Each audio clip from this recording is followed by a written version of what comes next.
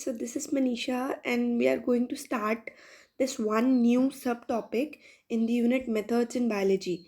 So basically molecular techniques का ये एक forbidden topic है which is not much studied ऐसे integrated as a unit study नहीं किया जाता but इससे हमेशा आपके एग्जाम में क्वेश्चन आते हैं राइट तो क्या मेथडोलॉजी होगी हमारे पढ़ने की that will deal the syllabus as well as the PYQs in a connected manner right तो अब सबसे पहले जान लेते हैं outline. This is taken from the unit methods in biology right and I am right now dealing with the part G of syllabus which is electrophysiological methods. Okay तो अभी मैं सिर्फ आपको आउटलाइन बता रही हूँ then I will define it properly कि क्या होता है. So this is the place you can connect with me on Instagram. Basically, this address I have written so as to notify you that what I do is I take quiz every day. So if you want to join and if you want to learn in a systematic manner such that daily आप जो है connected भी रहो कुछ topics से तो you can join me there. Okay. अब हमें किसके लिए करना है अभी के लिए for now I have made for CSIR NET JRF 2022 अभी जो आपका अटेम्प्ट होने वाला है right. Definitely this is a static part जिसमें कोई चेंज नहीं आने वाला है. राउंड द कॉर्नर जितने भी एग्जाम्स होंगे this syllabus will apply to it right. तो अब हम क्या करते हैं अब हम स्टार्ट करते हैं डिसाइड करना कि what actually is in your syllabus. आपके सिलेबस में क्या क्या चीज़ें हैं और आपको क्या पढ़नी है राइट. तो इलेक्ट्रोफिजियोलॉजिकल मेथड्स में देर आर टोटल 10 सब टॉपिक्स यानी कि आपकी यूनिट 13 है जिसे कि आप मॉलिक्यूलर टेक्निक वाली यूनिट के नाम से जानते हो. उसमें देर इज अ सब टॉपिक जी जिसको बोलते हैं electrophysiological method and under this सब टॉपिक जी यू हैव 10 सब टॉपिक्स. मतलब इसमें आपको टोटल 10 सब टॉपिक्स पढ़ने हैं राइट. तो I hope and I tell you मेरी तरफ से एक सजेशन होगा कि प्लीज़ अपनी एक कॉपी बनाइए. जैसे जैसे मैं पढ़ाना स्टार्ट करी हूँ राइट डाउन दैट सब टॉपिक. आप अपने पेज पे सब टॉपिक लिखिए और उसके बाद की जो इन्फॉर्मेशन मैं बताती हूँ वो लिखते जाइए ठीक है. And what ever query you have regarding your career in higher sciences like you want to do PhD and you're not able to get the guidance if you think so you can connect to me on this mail ID right. तो अब आगे बढ़े पढ़ना शुरू करते हैं. तो सबसे पहले मैंने एक छोटा सा माइंड मैप बनाया है कि हम कैसे कैसे will take out this topic. That is हम सबसे पहले पढ़ेंगे कि क्या I mean what is single neuron recording. वैसे तो जैसे नाम बोल रहा है कि एक ही न्यूरॉन से रिकॉर्डिंग करेंगे and that will be known as single neuron recording. What are its type. अगर ठीक है हमें पता चल गया कि राइट हो सकता है सिंगल न्यूरॉन रिकॉर्डिंग वही होती हो जो एक ही न्यूरॉन से होती हो.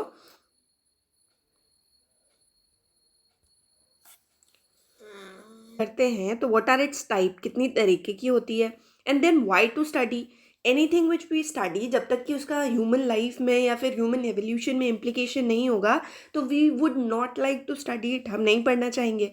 Definitely that means the single neuron recording has some value associated to it. So why to study and its comparison with other techniques which does work on the either.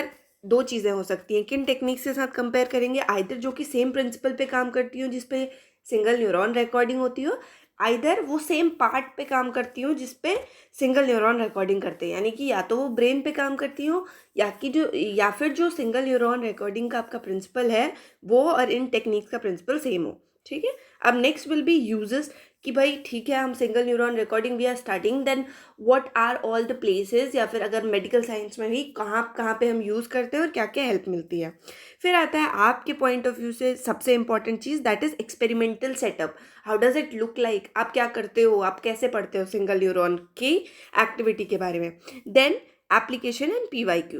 अभी आपकी प्रैक्टिकल लाइफ में या फिर practicality में applied biology में यह कैसे apply होता है यानी कि इसका एप्लीकेशंस क्या है और प्लस इसके पास्ट ईयर का क्वेश्चन देखेंगे ठीक है. तो सबसे पहले मैंने सिंगल न्यूरॉन रिकॉर्डिंग की एक छोटी सी यहाँ पे डेफिनेशन लगानी चाहिए because I want to make it clear कि जहाँ भी मैं सिंगल न्यूरॉन रिकॉर्डिंग बोलूँगी वहाँ पे सिंगल यूनिट रिकॉर्डिंग है उसका मतलब राइट. तो सिंगल न्यूरॉन रिकॉर्डिंग को ही सिंगल यूनिट रिकॉर्डिंग बोलते हैं. क्या बोला मैंने बोला कि आपका जो न्यूरॉन है राइट तो जब भी आप उसकी रिकॉर्डिंग करोगे जो भी वैल्यूज़ आप उसकी ले रहे हो राइट तो उसको उस एक न्यूरॉन को हम कंसिडर करेंगे एक यूनिट के बराबर.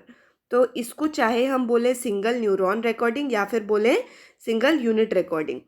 सेम बात है, ठीक है। तो अब क्या हो गया कि we call single neuron recording को ही सिंगल यूनिट रिकॉर्डिंग। तो अगर एग्जाम में सिंगल यूनिट रिकॉर्डिंग आता है तो वो भी सिंगल न्यूरॉन रिकॉर्डिंग है। अब ये बता रहे हैं कि कैसे पढ़ा जाता है। जो आपका रैट है, as a rat moves through a maze, activity of place cells can be recorded in a brain area known as hippocampus। अब आपके लिए कितनी चीज़ें नहीं होंगी, आई अज्यूम कि अगर आप बॉटनी फील्ड से हो या फिर you are from non animal background, non zoology background, तो सबसे पहले बोल रहा है कि as a rat maze moves through maze तो हम सबको पता है, मेज होता है आपका जो पजल लाइक स्ट्रक्चर होता है ना, जो एरिया होता है, जो पाथ होता है। मान लीजिए मैं कहीं गई, मैं किसी गुफा में गई and I do not have the map, so what will be the what ever will be the way will be मेज। वो मेज हो जाएगी पूरी मेरे लिए, एक क्विज, एक पजल की तरह, जिसमें मुझे उस रास्ते में मूव करना है। तो उसमें जो मेरे ब्रेन के सेल्स काम आएंगे, ब्रेन के हिप्पोकैम्पस रीजन के जो सेल्स एक्टिवेट हो रहे होंगे उन्हें बोलेंगे प्लेस सेल्स, और जिस एरिया में वो एक्टिवेट हो रहे होंगे उसे बोलेंगे प्लेस फील्ड। एक बार और सुनते हैं मैंने क्या कहा। मैंने बोला कि हो सकता है मैं किसी अननोन पाथ पे जा रही हूँ, उस अननोन पाथ के पूरे ही मैप को बोलेंगे मेज, और उसके बाद जो हिप्पोकैम्पस का, ब्रेन का एक रीजन है हिप्पोकैम्पस, हिप्पोकैम्पस के वो सेल्स विच आर इन्वॉल्व्ड, जो कि वहाँ पे एक्टिवली इन्वॉल्व है उस रास्ते में जाते वक्त, हमारी ब्रेन एक्टिविटी को जो शो कर रहे हैं, उन्हें हम बोलेंगे क्या, प्लेस सेल्स। और वो जो पूरा एरिया है उसे बोलेंगे प्लेस फील्ड। अब मैंने आपकी सहूलियत के लिए what I have done is, यहाँ पे मैंने उसकी डेफिनेशन भी लिख दी है।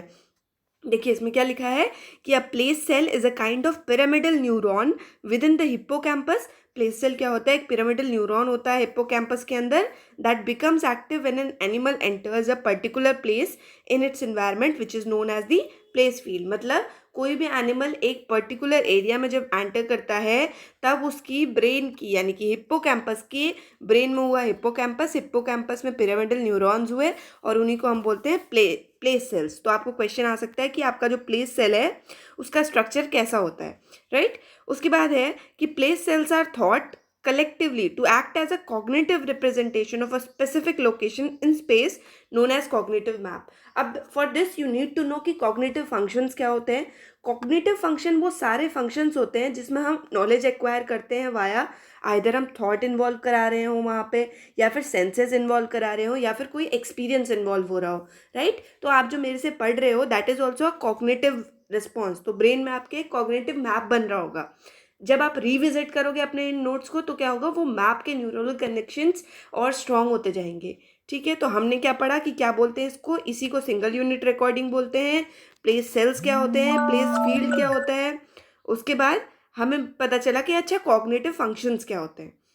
अब हम आगे बढ़ते हैं। द टॉपिक इज, अभी मैंने आपको इसका एक ब्रीफ बैकग्राउंड दे दिया। The topic is single neuron recording.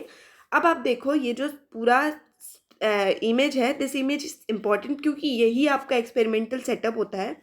अब आप इसको मैं डिफाइन तो करूँगी with help of this image only, but आप अभी ऐसा समझो कि आप मुझसे पढ़ रहे हो। फॉर एग्जाम्पल ये एक डिवाइस है, आपका लैपटॉप हो सकता है या फिर आपका कंप्यूटर हो सकता है जिस पे आप मुझसे पढ़ रहे हो, राइट। उसके बाद ये आप हो, या आप बैठे हुए हो, आपके ब्रेन के सेल्स में कुछ एक्टिविटी हो रही है उस कॉग्निशन की वजह से, राइट। कुछ एक्टिविटी हो रही है उस कॉग्निशन की वजह से, या जो भी मैं इन्फॉर्मेशन बता रही हूँ उसकी वजह से। तो आपके नर्व सेल्स में कुछ फिनोमेना हो रहा है। अब उस फिनोमेना को अगर रिकॉर्ड किया जाए तो वो कुछ इस तरीके का दिखेगा। This is called as what, single neuron recording.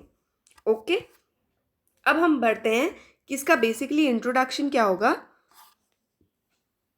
Experimental model एक तरीके से बताने की कोशिश की है कि आपकी जो एक कैट है, कैट के ब्रेन सेल्स में कुछ एक्टिविटी हो रही होगी, और उसको जब हम रिकॉर्ड कर रहे हैं, that recording is known as single neuron recording. ये तो लिटरल बात हो गई कि ये तो नाम से भी लग रहा था, बट जब आप इसको लेबोरेटरी में परफॉर्म करते हैं, आप किस लिए परफॉर्म करते हो, फर्स्ट टू नो कि किस एरिया में आपके जो न्यूरॉन्स हैं उनकी सेल बॉडीज़ बहुत ज़्यादा डेंसली प्रेजेंट है, यानी कि आप वाइट मैटर और ग्रे मैटर के बारे में पढ़ते हो। Then also you can know कि आपके डेंड्राइट्स का जो स्ट्रक्चर है उसकी फिजियोलॉजी में डिफरेंस है कि नहीं, that also you can study with the help of single neuron recording. Okay, तो सबसे पहले हम इंट्रोडक्शन देखते हैं कि क्या होता है। तो मैंने बता दिया कि उसी को सिंगल यूनिट बोलेंगे। तो single unit is defined as a single firing neuron whose spike potentials are distinctly isolated by a recording microelectrode. अब ये क्या बोल रहा है कि आपके एग्जाम में आ सकता है कि अच्छा जब आप चेक करते हो तो आप किस न्यूरॉन का जो रिकॉर्डिंग है वो करते हो, तो आप किसकी करते हो, फायरिंग न्यूरॉन की. अब फायरिंग न्यूरॉन में अभी बताती हूँ कि क्या होता है. प्लस दूसरा एक न्यू टर्म आपके लिए हो गया स्पाइक पोटेंशियल, जिसका स्पाइक पोटेंशियल हम माइक्रो इलेक्ट्रोड की हेल्प से क्या करते हैं, डिफरेंट कर लेते हैं और सेल से, यानी कि अपने पास रिकॉर्ड करके रख लेते हैं. किसका, फायरिंग न्यूरॉन का स्पाइक पोटेंशियल नापना ही सिंगल न्यूरॉन रिकॉर्डिंग हो गई.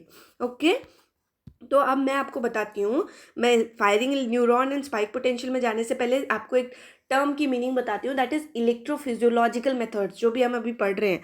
तो इलेक्ट्रोफिजियोलॉजिकल मेथड्स मतलब होता है कि जो भी आपकी बॉडी में इलेक्ट्रिकल एक्टिविटीज़ वाले एरियाज हैं उनकी फिजियोलॉजी को पढ़ना. से फॉर एग्जाम्पल ब्रेन है, ब्रेन में करंट है, राइट. जहाँ भी आपकी बिजली संबंधी जो भी आपका electricity related whatever activity is going in whichever part of your body is recorded in the area known as electrophysiology. क्या कहा मैंने कि इलेक्ट्रोफिजियोलॉजी में हम फिजियोलॉजी में उन एरियाज में जहाँ पे कि आपकी इलेक्ट्रिकल एक्टिविटीज एसोसिएटेड है, से फॉर एग्जांपल ब्रेन हो गया, आपके हार्ट की कुछ मायोजेनिक फाइबर्स हो गए, तो ये सारी एक्टिविटीज़ को रिकॉर्ड करते हैं, उसे क्या बोलते हैं, उसे बोलते हैं इलेक्ट्रोफिजियोलॉजी. तो अब मैंने बोल दिया कि फायरिंग न्यूरॉन का स्पाइक पोटेंशियल रिकॉर्ड करना is known as single neuron recording. तो आपका फायरिंग न्यूरॉन क्या होता है, ध्यान से समझिएगा. फायरिंग न्यूरॉन मतलब ऐसा न्यूरॉन जिसमें कि एक्शन पोटेंशियल चल रहा हो, यानी कि जिससे कि इंफॉर्मेशन ट्रांसमिट हो रही हो. तो action potential you all know कि वो प्रोसेस है जहाँ पे आपका जो न्यूरॉन है वो आपके क्या करता है, इनसाइड के जो जो भी उसका इनसाइड का अभी तक का एनवायरनमेंट था उसको चेंज करता है. अभी तक था -70 MV रेस्टिंग मेम्ब्रेन पोटेंशियल था, बट सडनली वो डीपोलराइज हो जाएगा ना, इट विल फॉर्म 30 MV तक की चला जाएगा. और अब जो है उसके जो एक्सोनल टर्मिनल्स होते हैं उससे उसकी साइनेप्सिस पे इंफॉर्मेशन पास होना शुरू हो जाएगी, either in the form of electricity या न्यूरोट्रांसमीटर्स. तो इसी को बोलते हैं एक फायरिंग न्यूरॉन. एग्जाम्पल बताती हूँ, जैसे कि आपने देखोगे कि आप जिन जिन लोगों ने सब्सक्राइब किया होगा दोज पीपल विल सी कि okay fine Manisha has uploaded a video. Now what will happen कि आपका ब्रेन जो है, आपके न्यूरोनल सेल्स आपकी मसल्स जो आपके हैंड की मसल्स होंगी उनको कमांड करेंगी कि okay pick up your phone या pick up your laptop and let's watch this video. तो जो ये आपके मसल्स इन्वॉल्व हुई यहाँ पे एक प्रोसेस हुआ आपके ब्रेन में which is called as firing of neurons, right. Firing of neurons होती है जब भी आप कोई वॉलंटरी मूवमेंट करने जा रहे होते हो, जब भी आप कॉन्शियसली कोई डिसीजन ले रहे होते हो, राइट. अब आ गया बेसिकली आपकी सेल बायोलॉजी की भाषा में बोलूँ तो ये एक एक्शन पोटेंशियल जनरेशन है जब भी आपका न्यूरॉन अपना काम करता है डाउन द लाइन. अब आता है दूसरा टर्म था कि हम स्पाइक पोटेंशियल को नापते हैं.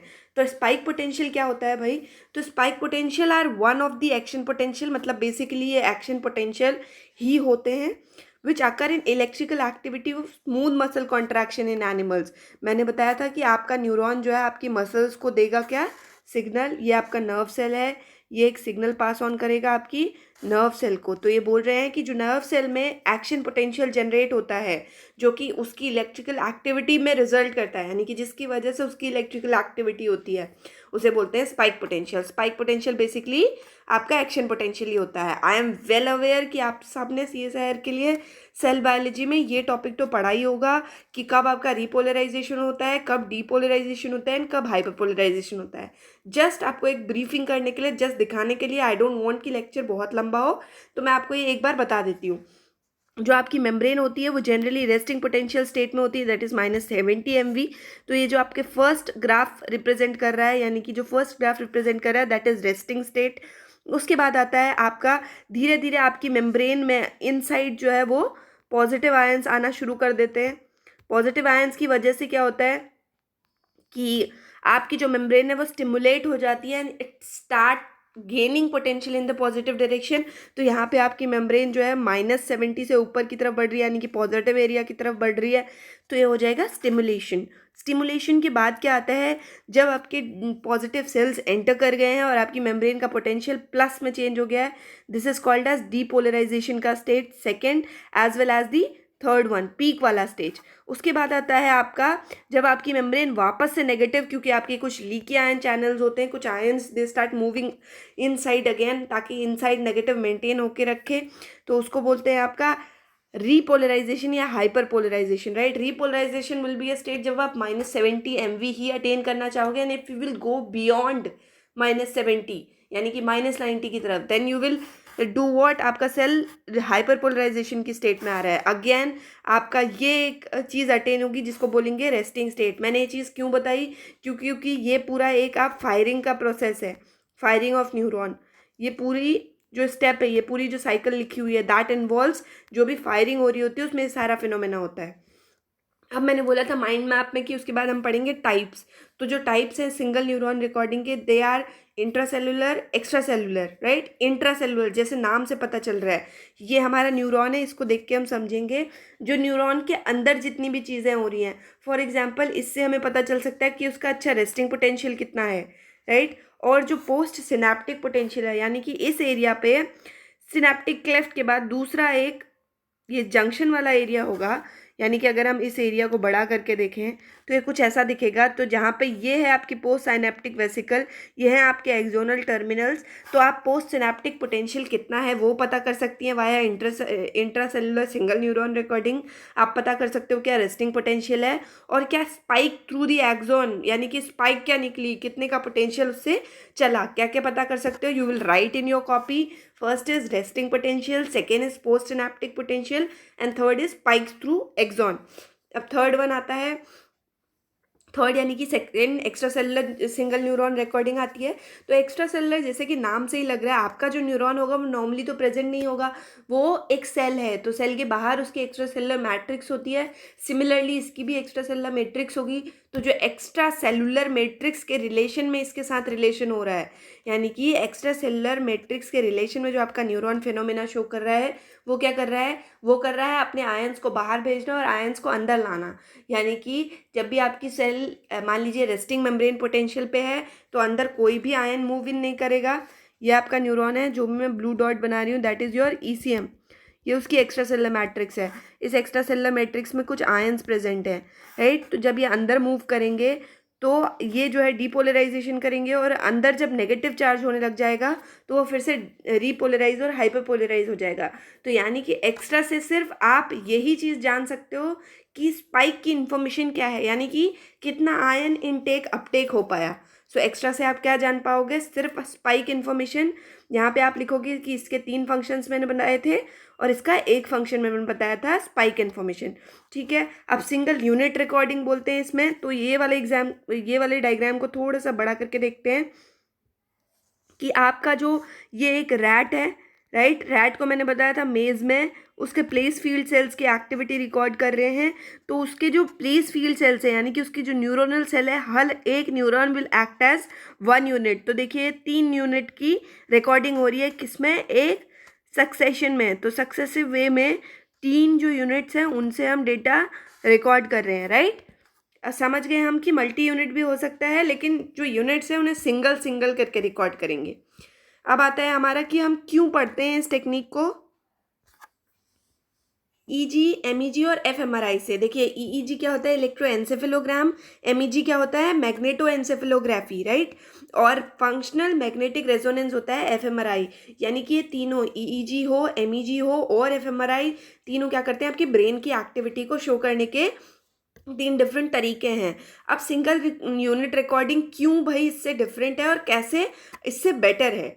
तो सबसे पहले single unit recording provides the most precise recording from a single neuron. यानी कि आपकी चाहे EEG हो, चाहे MEG हो, चाहे fMRI हो, ये आपके ब्रेन के एक पर्टिकुलर एरिया की रिकॉर्डिंग्स आपको देंगे, ठीक है। लेकिन जो आपकी सिंगल न्यूरॉन रिकॉर्डिंग है, वो नाम से ही लग रहा है, वो एक न्यूरॉन तक की रेजोल्यूशन प्रोवाइड कर सकती है। मानिए कि आप इसको समझिए कि आपकी एक आइज़ है जो कि नॉर्मली विदाउट अनएडेड आइज, आपके पास माइक्रोस्कोप नहीं है, और जब आपके पास माइक्रोस्कोप आ गया, वो हो गया आपका सिंगल न्यूरॉन रेजोल्यूशन। यानी कि fMRI, EEG, MEG ये सब एक ब्रॉड एरिया के बारे में इंफॉर्मेशन दे सकते थे, लेकिन जो आपका सिंगल न्यूरॉन रिकॉर्डिंग है वो क्या करता है, एक सिंगल न्यूरॉन से इंफॉर्मेशन दे सकता है, राइट। तो अब आता है कि हमारी कौन कौन सी एक्टिविटीज़, कौन कौन सी टेक्निक्स हैं जिनसे कि ब्रेन एक्टिविटी को रिकॉर्ड कर सकते हैं। ईईजी, इलेक्ट्रोएन्सेफेलोग्राफी, एमईजी, मैग्नेटोएन्सेफेलोग्राफी और एफएमआरआई यानी कि फंक्शनल मैग्नेटिक रेजोनेंस इमेजिंग। लेकिन इनका क्या वो है, लैक क्या करती हैं, but this do not allow for single neuron resolution, यानी कि ये सिंगल न्यूरॉन तक की रेजोल्यूशन नहीं प्रोवाइड करती।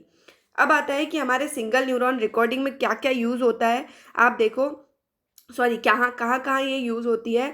मैंने इस प्रेजेंटेशन को बनाने के बाद आपके लिए जो इंपॉर्टेंट चीज़ें हैं उन्हें हाईलाइट कर दिया है, सच दैट कि आप अपने नोट्स बनाओगे तो सिर्फ इंपॉर्टेंट चीज़ें लिखोगे। ठीक है, तो कहाँ कहाँ यूज़ होती है, जो आपकी एपिलेप्सी होती है, जो भी एपिलेप्टिक पेशेंट्स होते हैं, यानी कि जिनको मिर्गी आती है, जिनको भी सिजर्स आते हैं। अब सिजर्स आप कैसे समझोगे, आप कभी अपना हाथ इंटेंशनली कंपा के देखना। आप अपने हाथ में what will you do, you will induced अपने हाथ को मूव कराओ, खुद से इंड्यूस कराओ, सच दैट कि आप रोको और वो ना रुक पाए, यानी कि आपका हाथ ऐसे कांप रहा है कि आप रोकना चाहो बट वो ना रुक पाए। Those are the symptoms of epilepsy. वहाँ पे सीजर्स आने लगते हैं, राइट। तो एपिलेप्टिक पेशेंट्स के ब्रेन में हम क्या करते हैं, इलेक्ट्रोड्स को डाल देते हैं। माइक्रो मैनिपुलेटर्स होते हैं, छोटे से मैनिपुलेटर्स होते हैं, यानी कि जिनसे हम ब्रेन में सक्सेसफुली इम्प्लांट कर सकें अपने इलेक्ट्रोड्स को। उसके बाद एपिलेप्टिक फोसाई होगा, यानी कि this is a neuronal disease, neuron से एसोसिएटेड है, तो इसका कहीं ना कहीं एक सेंटर होगा, एक एपी सेंटर होगा जहाँ से ये जनरेट हो रही होगी। तो उसके लिए हम इलेक्ट्रोड डाल के पता कर लेंगे। प्लस पहला हो गया एपिलेप्टिक पेशेंट्स की ब्रेन एक्टिविटी के लिए, और दूसरा हो गया बीएमआई के लिए। बीएमआई क्या होता है, brain machine interface. Brain machine interfaces ऐसी चीज़ें होती हैं जो कि आपके, जब भी आपका ब्रेन कंप्लीटली आपकी एक्टिविटी को रिकॉर्ड नहीं कर सकता, तो हम ब्रेन का एक इंटीग्रेशन कराते हैं मशीन के साथ। अब ब्रेन और मशीन एक दूसरे को, यानी कि ब्रेन के जो कुछ सिग्नल्स हैं वो हमारा बॉडी पार्ट नहीं ले सकता। कब नहीं ले सकता, जब मान लीजिए मेरी कोई आर्म एम्प्यूटेट हो जाती है, मेरा कोई लेग एम्प्यूटेट हो जाता है, तो अब मेरा ब्रेन सिग्नल भेज रहा है, लेकिन जो मेरे पैर में मसल्स अवेलेबल नहीं है, पैर ही अवेलेबल नहीं है, तो मसल्स कहाँ से अवेलेबल होंगी जो कि उस ब्रेन के, जो भी ब्रेन ने मैसेज भेजा है उसे डिकोड कर सके। तो ऐसे में हम बीएमआईज को इम्प्लांट करते हैं, जैसे कि बीएमआई का एक एग्जाम्पल हो गया सच एज कंप्यूटर कर्सर और प्रोस्थेटिक लिम्ब। प्रोस्थेटिक लिम्ब होता है जो आप बाहर से लिम्ब लगाते हो, राइट। जिस भी किसी इंसान में, जिसको भी आप स्पेशली एबल्ड लोग बोलते हो, स्पेशली एबल्ड लोग जहाँ पे उनके बॉडी का कोई पार्ट मिसिंग होता है, specially in terms of hind limb and four limb, तो वहाँ पे जब आप लिम्ब को रिप्लेस करते हो तो उसको बोलेंगे बीएमआई। क्यों, क्योंकि आपका ब्रेन अब सिग्नल भेजेगा, एक मशीन आपने इम्प्लांट कर दी जो कि डिकोड करेगी आपकी ब्रेन की इलेक्ट्रिकल एक्टिविटीज़ को, कि आपके लिम्ब की क्या मूवमेंट होनी चाहिए। आई होप आप बीएमआई को समझ गए हो। तो दो जगह यूज़ है, एक एपिलेप्टिक फोसाई को डिटरमाइन करने में और दूसरा बीएमआई चेक करने में। ओवर द ईयर्स जो सिंगल यूनिट रिकॉर्डिंग है वो हमें पता किस चीज़ के बारे में बताती है, टोपोग्राफिकल मैपिंग ऑफ कॉर्टेक्स। कहीं भी टोपो यूज़ होता है, यानी कि स्पेस, जो भी आपका कॉर्टेक्स में कहाँ कहाँ कौन से रीजन में क्या लोकेटेड है ब्रेन का कॉर्टेक्स। कॉर्टेक्स का ब्रेन बॉडी का हर ऑर्गन दो पार्ट्स में डिवाइड है, cortex and medulla. Outer structure cortex, अंदर वाला मेडुला। ये आपने किडनी में जब एड्रिनल ग्लैंड पढ़ते हो तो बहुत अच्छे से पढ़ा होगा, adrenal cortex and adrenal medulla. तो आपका जो टोपोग्राफिकल मैपिंग है वो सिंगल यूनिट रिकॉर्डिंग की वजह से पॉसिबल हो पाई है। अब इस इमेज को थोड़ा सा बढ़ाते हैं और देखते हैं कि क्या हो रहा है यहाँ पे।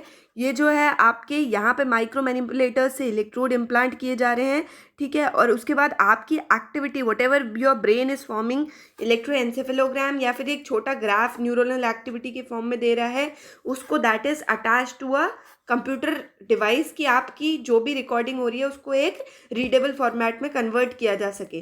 तो ये होगी आपकी सिंगल न्यूरॉन रिकॉर्डिंग। अब आता है कि ये टर्म मैंने हाईलाइट किया है, लिपमैन इलेक्ट्रोमीटर, इसको याद रखिएगा। ये आपके पार्ट बी के क्वेश्चन के लिए इंपॉर्टेंट है कि जो भी आपके सिंगल नर्व फाइबर में इलेक्ट्रिकल डिस्चार्जेस हो रहे होते हैं, जो भी आयन गया, आयन आए, बहुत पूल ऑफ आयन्स बाहर गए, पूल ऑफ आयन अंदर आए, तो उसको रिकॉर्ड करने के लिए हम यूज़ करते हैं क्या, एक डिवाइस जिसको बोलते हैं लिपमैन इलेक्ट्रोमीटर। अब आता है एक रिसर्चर के पॉइंट ऑफ व्यू से क्या चीज़ इंपॉर्टेंट होगी, कि इसका जो एक्सपेरिमेंटल सेटअप है, जब में आप ब्रेन में इलेक्ट्रोड्स डिवाइस करते हो किससे, माइक्रो मैनिपुलेटर्स से, राइट। तो इसके एक्सपेरिमेंटल सेटअप में क्या क्या लगेगा, माइक्रो इलेक्ट्रोड्स लगेंगे, एम्पलीफायर्स लगेंगे, माइक्रो मैनिपुलेटर्स लगेंगे और एक डिवाइस लगेगी जो कि रिकॉर्ड कर रही होती है। जो आपका माइक्रो इलेक्ट्रोड यूज़ करोगे आप, will depend upon the application.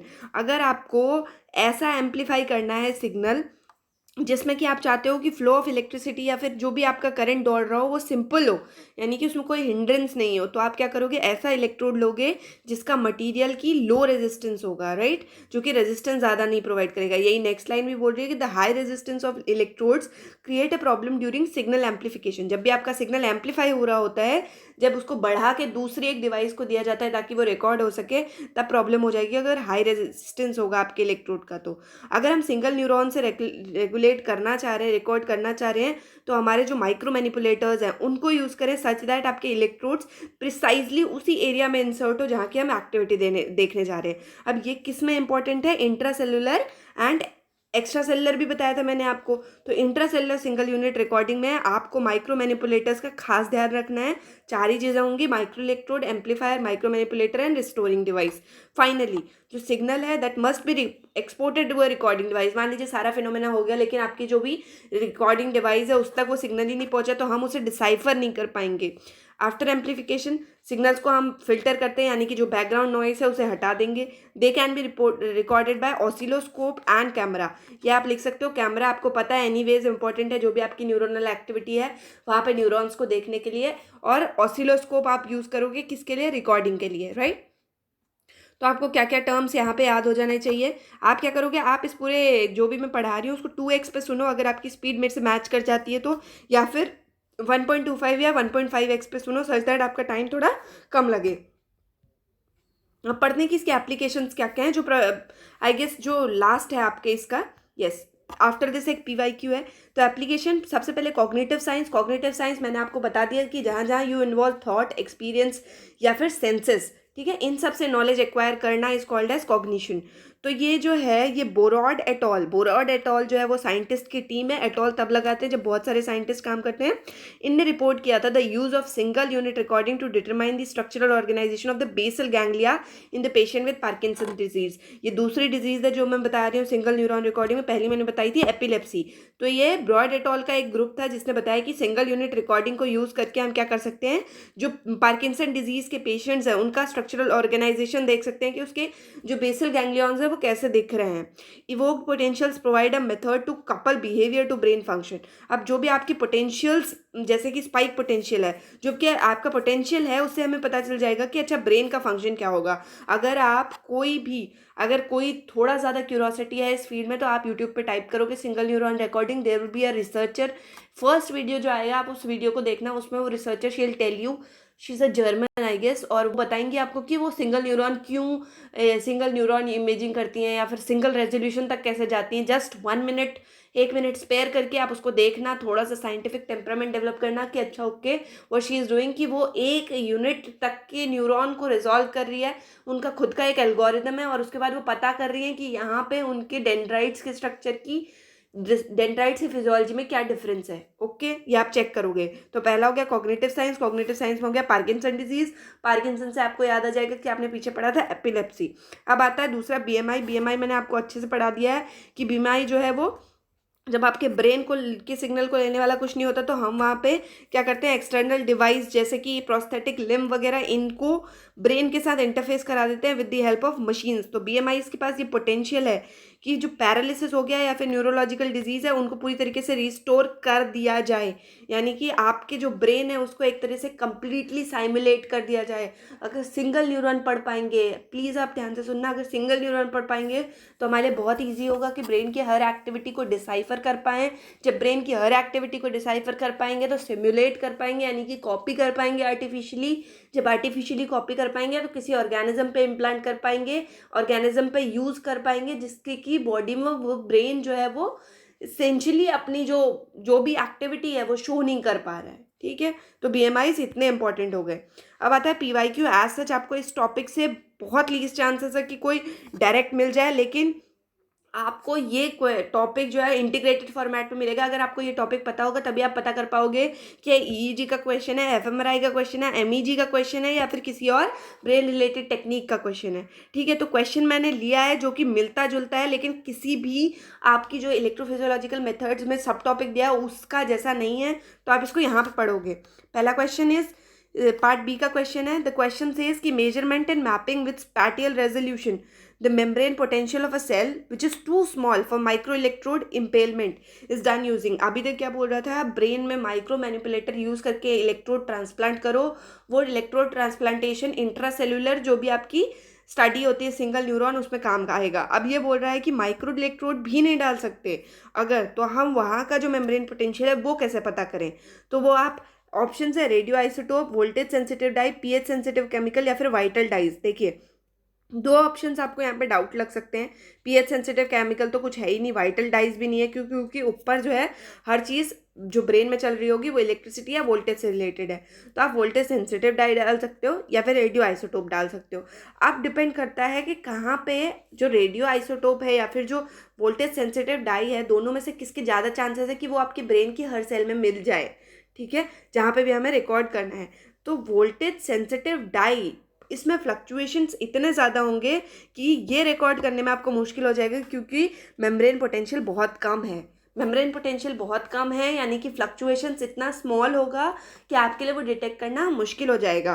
तो वहाँ पे हम क्या करेंगे, रेडियो आइसोटोप यूज़ करेंगे। ये नहीं यूज़ कर सकते, ये तो आपको यहीं पे से हिंट मिल जा रहा है कि जो आपका माइक्रो इलेक्ट्रोड इम्पेलमेंट करोगे तब भी आप वोल्टेज ही नापोगे, तो वोल्टेज सेंसिटिव डाई डालोगे तो भी आप वोल्टेज डालो ही नापोगे। तो जब माइक्रो इलेक्ट्रोड के लिए वो इतनी ज़्यादा जो आपकी वैल्यू है इतनी कम है, तो आपकी वोल्टेज सेंसिटिव डाई तो कुछ हेल्प नहीं कर पाएगी। तो आया एक ही ऑप्शन बनता है कि रेडियो आइसोटोप को अपनी बॉडी में एंटर कराओगे और उस रेडियो आइसोटोप से यूज़ करोगे। हाँ, आता है क्विक रिवीजन कि हमने क्या क्या पढ़ लिया। हमने पढ़ा कि क्या होती है सिंगल न्यूरॉन रिकॉर्डिंग, यानी कि एक यूनिट एक न्यूरॉन की मेम्ब्रेन पोटेंशियल को नापना, जिसकी हम बोल रहे थे कि फायरिंग न्यूरॉन की स्पाइक पोटेंशियल को नापना। कितने टाइप्स होते हैं, तो दो टाइप्स होते हैं भाई, इंट्रासेलुलर और एक्स्ट्रा सेलुलर। इंट्रासेलुलर के अलग फंक्शंस होते हैं, जैसे कि वो बताती है resting potential, post synaptic potential और स्पाइक्स न्यूरॉन एक्सॉन के थ्रू। और जो एक्स्ट्रा होती है, एक्स्ट्रा से हमें सिर्फ ये पता चलता है कि अच्छा स्पाइक की क्या इन्फॉर्मेशन है एक्स्ट्रा सेलुलर जो मैट्रिक्स है उसके रिलेशन में।